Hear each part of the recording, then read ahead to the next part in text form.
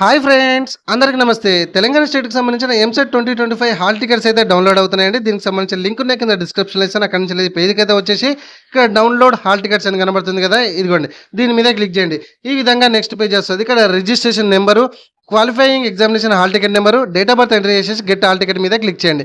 Registration number అంటే మీరు apply చేసినప్పుడు ఒక అప్లికేషన్ వచ్చింది కదండి, రైట్ సైడ్ టాప్ కార్నర్లో ఉంటుంది. అండ్ క్వాలిఫైయింగ్ ఎగ్జామినేషన్ నెంబర్ అంటే మీ యొక్క ఇంటర్ సెకండ్ ఇయర్ నెంబరు, మీకు డేట్ ఆఫ్ బర్త్ తెలుసు. గెట్ హాల్ టికెట్ మీద క్లిక్ చేయండి. ఈ విధంగా వస్తుంది.